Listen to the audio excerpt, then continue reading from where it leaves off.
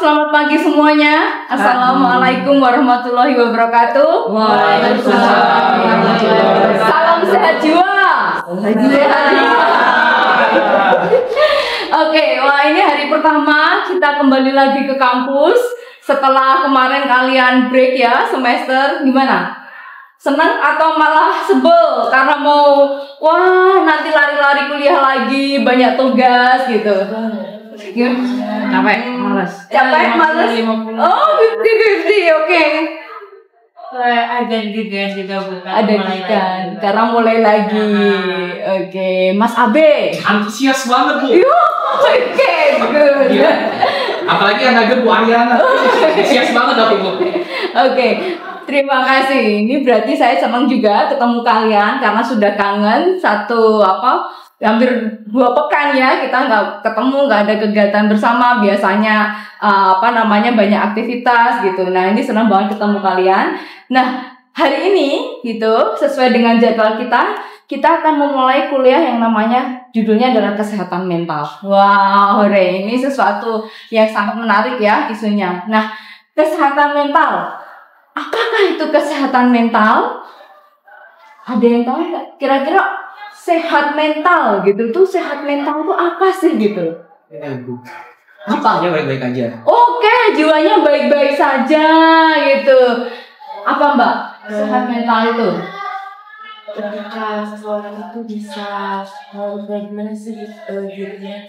Oke, mengontrol dirinya, jiwanya baik-baik saja gitu. Apa Mas? Kesehatan bagi rohani maupun jasmani. Oke, rohani dan jasmani.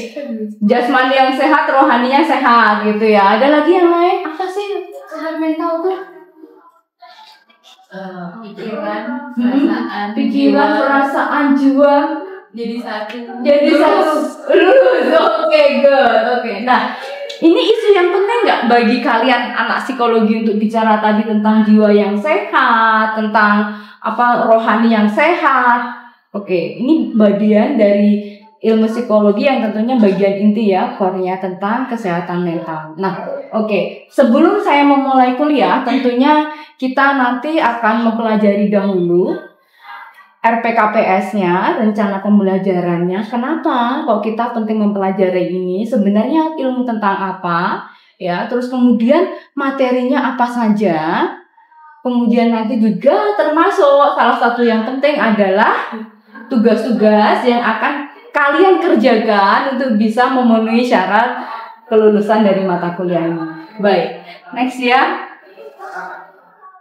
Nah, dosen pengampunya nanti ada Prof. Subandi, Prof. Sofi, Prof. Tukwatarini, Bu Diana Setiawati, Bu Muhana, Bu Nida, kemudian saya, Bu Ariana Marastuti, dan nanti juga ada Pak Fuad Hamzah. Ya, jadi kami akan menjadi satu tim yang akan mengajar kesehatan mental. Ya, nanti akan dilakukan secara paralel di 4 kelas. Oke? Nah, selanjutnya,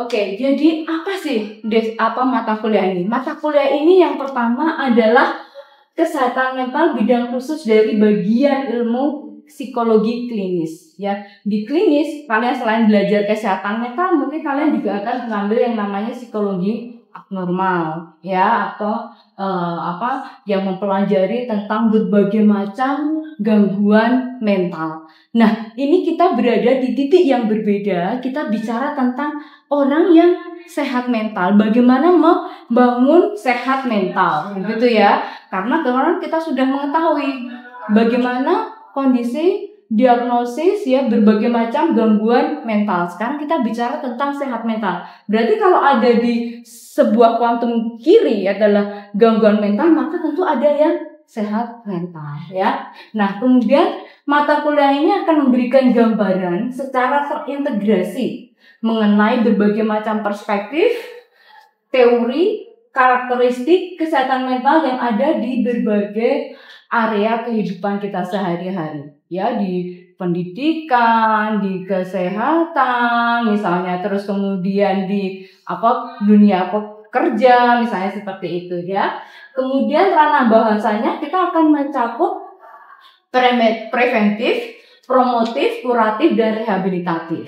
Ya, jadi kita tidak hanya bicara bagaimana menangani orang yang sudah mengalami gangguan mental, tetapi bagaimana melakukan upaya-upaya promosi dan prevensi, mencegah, ya, baik itu di level 1, level 2, level 3, ya, mau primer, sekunder, sampai tersier. Di mana orang yang sehat mental tidak sampai sakit, itu berarti kita melakukan upaya prevensi di level primer, ya, di level 1 gitu ya. Nah, ini salah satunya. Kemudian promosi, bagaimana kita bisa membuat masyarakat aware tentang kesehatan mental. Nah, ini adalah bagian nanti yang akan kita pelajari di sini.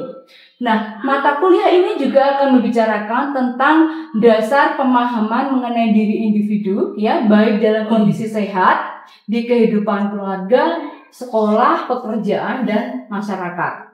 Juga untuk memperkaya dan memperluas cakupannya, disertakan juga bahasan mengenai isu-isu kesehatan mental dunia dan lintas budaya, ya. Karena orang yang sehat mental di Indonesia mungkin mempunyai karakteristik didefinisikan berbeda dengan orang yang sehat mental di luar negeri, mungkin dia di negara misalnya di Korea Utara begitu ya, atau mungkin di Eropa, di budaya barat begitu ya. Nah, misalnya seperti itu. Contohnya apa? Ada nggak kira-kira tahu contohnya?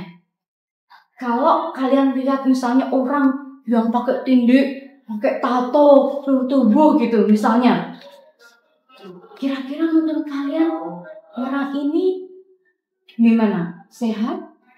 Sakit? Punya gangguan? Aneh atau seperti apa? Yang dengan tato seluruh tubuh full sekarang lagi wah gitu ya, keren gitu ya. Menurutmu gimana Mas? Ya mau jawab. Tergantung alasannya kalau menurut saya. Oke. Karena kayak ada beberapa orang yang bilang dia pakai tato tuh buat memuaskan rasa sakitnya gitu, kayak cara lain buat self harm lah istilahnya. Tapi ada juga di latar belakangnya karena emang dia cinta sama seni. Seperti itu menarik dan itu artistik gitu. Artistik menarik. Ya. Ada lagi yang lain karena seni artistik menarik sehingga kami melihat itu sebagai sesuatu yang wajar, normal, sehat. Kalau dia menganggap itu kayak artistik, normal aja karena ya mungkin dia menganggap bahwa dunia itu seperti kanvas. Tubuhnya kayak kanvas gitu ya. Ya, bisa jadi tempat melukis. Dilukis. Ada lagi pendapat kamu gimana kamu? Full. Gitu misalnya. Mungkin dia lebih ke seperti yang tadi dia bilang, mungkin lebih ke salah satu bentuk untuk menyakiti diri sendiri gitu ya. Melampiaskan untuk rasa sakitnya. Berarti ada bentuk-bentuk bahwa ini juga mengalami kondisi yang mungkin ya ada sakit gitu ya. Nah, sementara tadi budaya yang lain menganggap itu bahkan sebagai sesuatu yang normal, wajar. Di Kalimantan pada tato kan, secara tradisional itu bahkan dianggap sebagai sebuah budaya ritual yang tinggi ya. Nah, di budaya yang lain mungkin bagi orang Islam begitu kan ini sebagai sesuatu yang abnormal gitu kan. Nah, sehingga kita perlu mengetahui apakah yang disebut normal itu ada sesuatu yang tadi ada batasan budaya. Nah, disinilah kita nanti akan bicara ya di mata kuliah kesehatan mental. Mas, maaf ya. Nah, materi pembelajaran kita nanti ada yang pertama adalah konsep mental health ya. Nanti ada pengantarnya. Kemudian kita akan bicara tentang sejarahnya, artinya, kemudian kriteria kesehatan mental ya. Kemudian di minggu keempat nanti kita akan bicara tentang global mental health dan hubungan mental health dengan human rights ya, dengan hak asasi manusia. Adakah itu hubungannya gitu? Apakah itu menjadi hak dasar bagi setiap orang untuk bisa menjadi sehat mental ya. Kemudian kita akan bicara tentang social determinant of mental health. Jadi kondisi-kondisi sosial yang itu ekonomi sosial yang akan menentukan ya kondisi kesehatan mental kita, mempengaruhi ya apakah ekonomi, pendidikan itu berpengaruh. Nah, kita akan bicara banyak di situ ya, budaya dan sebagainya. Kemudian kita akan bicara tentang penyelesaian diri ya. Ini ada teori penyelesaian diri, aspek-aspeknya, dinamikanya, begitu ya. Ini ke individu, bagaimana individu itu bertumbuh dan berkembang untuk jadi sehat jiwa ya. Kemudian kita akan bicara nanti di minggu ke-8 tentang psychological distress ya, coping resilience, stress related growth gitu ya. Stres itu nggak hanya membuat kita jadi sakit, tapi stres bisa juga bertumbuh, ya kan? Nah, kita akan bicara banyak di situ ya. Kemudian minggu ke-9 kita sampai ke-11 kita akan bicara kesehatan mental di berbagai setting. Nah, ini ada yang di mental keluarga, sekolah, dalam dunia kerja juga ya. Kan kita bicara di sekolah kesehatan mental, isu kesehatan mental itu terkait apa ya. Kemudian di keluarga ya, keluarga sebagai institusi inti yang kita lahir di sana, berkembang besar bersama keluarga ya. Nah, ini nanti isunya apa saja di sana. Kemudian dalam dunia kerja ya, kalian mungkin nanti sudah lulus masuk ke dunia kerja, banyak sekali tuh yang namanya lingkungan kerja yang toksik dan sebagainya ya kan. Nah, kemudian nanti kita akan bicara di masyarakat, kesehatan mental masyarakat, dan terakhir nanti ada kesehatan mental dan bencana ya, kebencanaan. Kalau kalian di Jogja, Merapi jadi ancaman gitu kan. Terus kemudian kita juga pernah gempa gitu ya. Sekarang juga Indonesia ini tempatnya bencana alam ya, semuanya ada komplit. Nah, ini punya pengaruh besar ya dalam kesehatan mental ya. Oke, kemudian terakhir kita akan wrap up. Ini penutup di minggu ke-14. Jadi kita total ada 14 minggu ya. Oke. Nah, kemudian ada ujian. Nah, ini yang dinanti-nantikan mahasiswa ya, ujian. Oke. Nah, itu yang akan kita lakukan. Tugasnya nanti kita ada 4. Ada kita melakukan review dari buku Growth Psychology, ini dari Duane Schultz. Ini psikologi psikologi pertumbuhan, model-model kepribadian sehat. Jadi ada berbagai model kepribadian yang sehat menurut berbagai ahli ya. Nanti kalian akan mereview satu tokoh untuk satu kelompok. Nanti kita perbincangkan gimana pembagian kelompoknya. Kemudian kita akan bicara tentang social determinant of mental health tadi. Kita menggunakan dasarnya dari WHO, bagaimana WHO memetakan ya kondisi sosial ekonomi dan budaya seperti apa yang itu mempengaruhi ya. Nanti kalian juga ada tugas mereview dan itu adalah kelompok. Kemudian ada psikoedukasi tentang mental health dan well-being, ini ujian ya. Dan keempat adalah membuat proposal rancangan advokasi kesehatan mental. Ini nanti 5 halaman. Nah, due date-nya ini ya. Semuanya sudah ini sesuai aja. Tanggalnya, persentasenya. Nah, ini yang paling banyak adalah di ujian tadi ya, psikoedukasinya 35%. Kemudian proposal rancangan. Ingin 45% sendiri ya, karena kita ingin melihat dinamika kalian untuk bisa mampu mengejawantahkan gitu ya. Setelah belajar tentang teori itu, nah ini harus ada outputnya. Outputnya adalah kemampuan kalian untuk bisa mendesain ya proposal ya, untuk bisa gimana melakukan advokasi kesehatan mental ya, membangun masyarakat sehat gitu ya. Nah, ini bentuk tugasnya ada file presentasi ya. Kemudian print out-nya, kemudian ada video promosinya, ya, kemudian ada proposal. Nah, ini semuanya sudah Ibu upload juga ya di sistem integrasi. Nanti kalian bisa buka sendiri, nanti bisa dicek, dibaca kembali tentang RPKPS ini. Baik, sampai di sini tadi ada pertanyaan tentang tugas, atau nanti kita bisa diskusikan after class mungkin gitu ya. Setelah kelas kita bisa diskusikan kembali. Nah, oke, selanjutnya kita akan masuk ke kesehatan mental tadi. Oke. Bagaimana sih mengukur kesehatan mental? Tadi kalau saya tanya, kalian sehat jiwa gitu kan? Sehat mental enggak gitu? Gimana kamu kok tahu bahwa kamu itu sehat jiwa? Kok kamu itu sehat mental? Ya, apakah kita ini termasuk orang yang sehat mental? Atau kita sebenarnya pura-pura kita sehat, kita pura-pura kita baik-baik saja, padahal enggak, gitu kan. Nah, kira-kira apa? Gimana kamu mengetahui kok kamu sehat mental?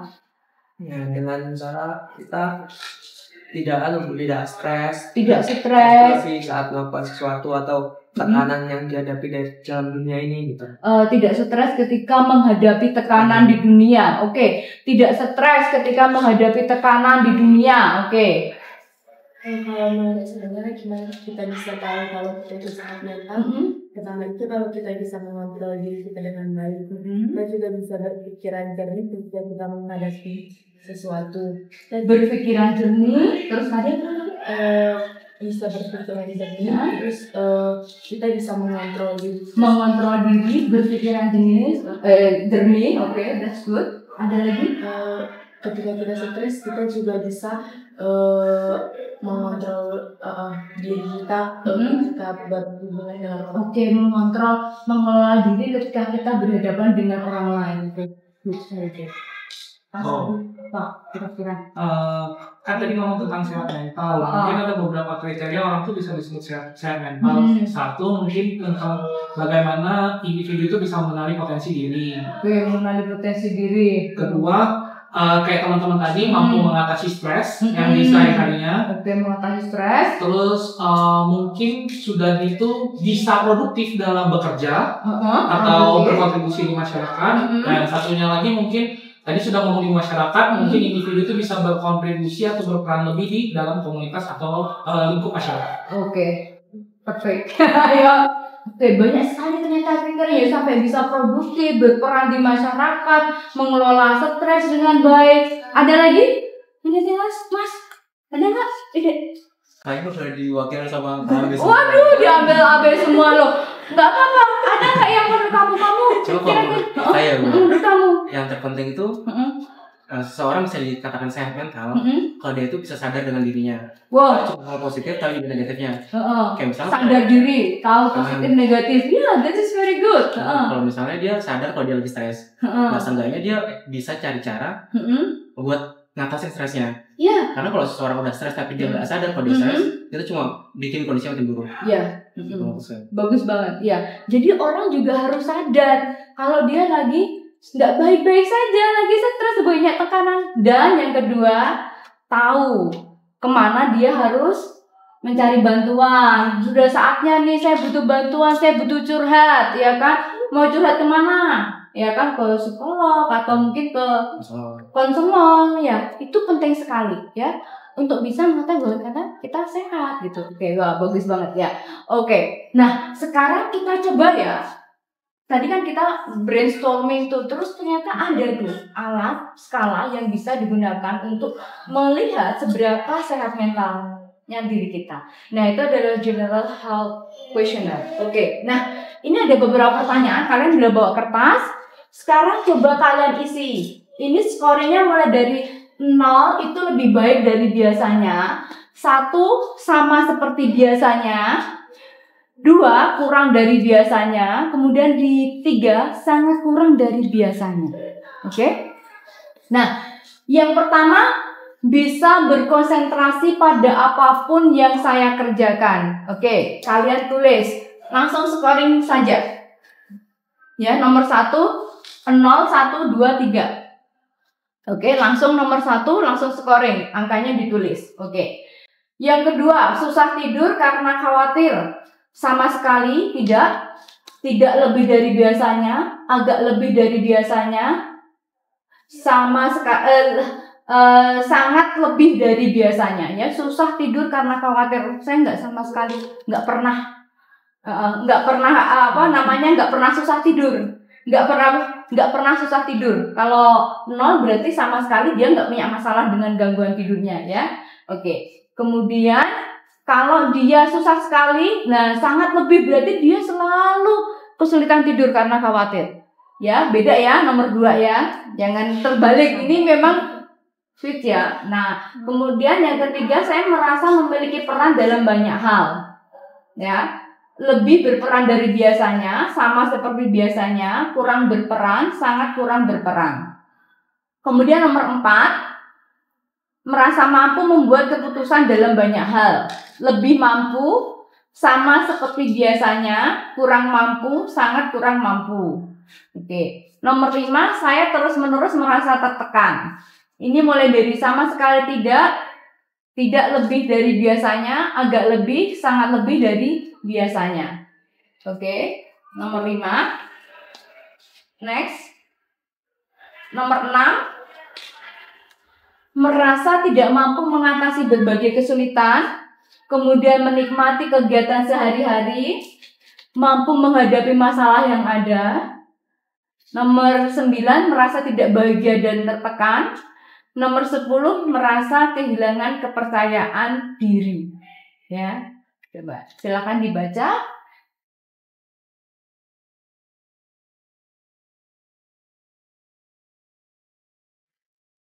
Oke. Sudah semuanya? Langsung cepat saja. Kalau Mas Abe sudah, Mas Kay sudah yakin ini dengan jawabannya. Waduh, ini sudah. Oke.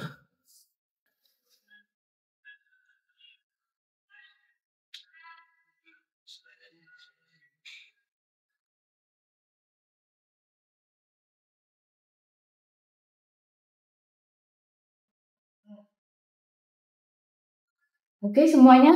Oke, kalau sudah, mari kita lihat. Nomor 11, 12 belum. Oke, maaf ya.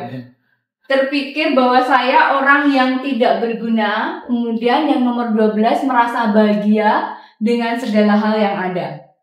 Oke. Terpikir nggak kalian saya orang yang tidak berguna? Oh, sama sekali tidak. Saya tidak pernah berpikir begitu. Atau sangat terus-menerus berpikir. Itu berarti 3. Yang 12 merasa bahagia dengan segala hal yang ada. Lebih bahagia dari biasanya. Kira-kira sama seperti biasanya, begitu-begitu saja merasa bahagia. Atau kurang, ya.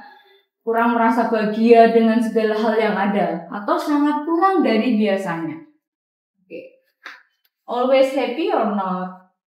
Nah, sekarang tadi dari kiri ke kanan kan tadi 0, 1, 2, 3. Nah, total skor terendahnya 0, total skor tertingginya 36. Kemudian total skornya akan dikurangi 11 untuk mendapatkan nilai akhir. Nah, oke.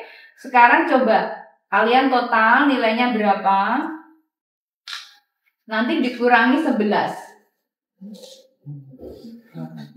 Jangan-jangan pada distress semua. Waduh, distress, disfungsi sosial, aduh, atau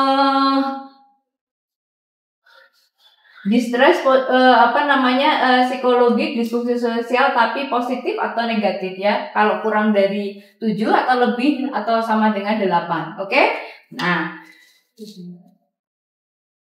Oke. Nah, sekarang tadi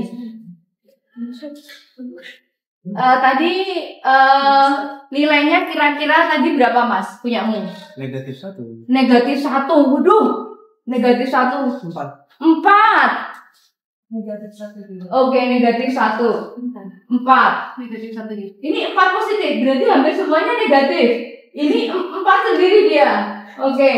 1. Negatif 2. Berarti yang positif ini cuma AB sama Cici. Kamu tadi positif ya? Positif ya? Oh, coba ini positif, yang lainnya negatif. Negatif kan? Negatif ya. Oke. Nah, kenapa kok kalian pada ini? Nah, sekarang menurut kalian apakah sesuai tadi dengan kondisi kalian tadi? Dengan skor itu menurut kalian merepresentasikan diri kalian nggak? Tapi kalau skor negatif, indikasi apa? Tadi kalau skor negatif berarti dia kalau kurang dari atau dari kurang dari atau sama dengan 7, di bawah 7 atau kurang dari 7, dia berarti mengalami distress psikologis atau mengalami disfungsi sosial yang itu negatif. Itu ya tadi ke arahnya dia lebih negatif, artinya mungkin kamu less happy. Gitu kan. Nah, gitu kan. Kalau dia sama dengan 8, dia lebih positif gitu kan. Tapi tadi kan yang positif cuma 2 ya. si AB sama Satria. Oke. Nah, tapi banyak sekali ternyata ketika dari sini kita bisa melihat bahwa apa yang kita rasakan, kita seakan-akan sering merasa tadi baik-baik saja, tetapi begitu kita ini sodorkan alat ukur, ternyata kok kita tuh mengalami distress gitu kan, tetapi kita tidak merasakan itu. Gitu ya. Nah, kadang kita merasa kita sudah sehat, tapi ternyata ada sesuatu yang itu sebenarnya mungkin tidak keluar gitu ya. Sehingga kalau orang melihat, kalau kalian mungkin melihat depresi yang high functioning depression, orang-orang yang depresi tapi dia high functioning, dia masih berfungsi dengan baik, dia masih bisa beraktivitas dengan baik dan sebagainya. Nah, padahal dia depresi. Ya, sehingga banyak yang juga tiba-tiba kalian kok kayaknya ceria sekali kok tiba-tiba bunuh diri, ya kan? Yang misalnya Kate Spade itu dia desainnya sangat warna-warni, ya ceria, kayak selalu bahagia gitu kan. Nah, tercermin dari desain-desain yang dia keluarkan, ya. Tapi ternyata tiba-tiba melakukan bunuh diri, ternyata ada depresi yang tadi terselubung dia tidak muncul permukaan. Dia bahkan masih berfungsi dengan baik, ya. Nah, ternyata tidak sehat mental. Oke. Nah, nanti kita diskusikan lebih lanjut. Saya akan membagi kelompok, nanti kalian bisa bekerja kelompok untuk mendiskusikan hasil kalian tadi lebih lanjut, ya. Saya berikan waktu sekitar 20 menit. Nanti kalian bagi kelompok, yang tadi yang positif mungkin sama positif ya, yang negatif sama negatif. Jadi bisa terlihat gitu ya, ini diskusinya kayak gimana sih kok kita hasilnya gini. Kita cermati satu-satu lagi, nanti saya undang kembali ke kelas untuk bisa presentasi ya, dan kita diskusikan dalam kelas yang lebih besar. Oke, begitu? Oke, terima kasih.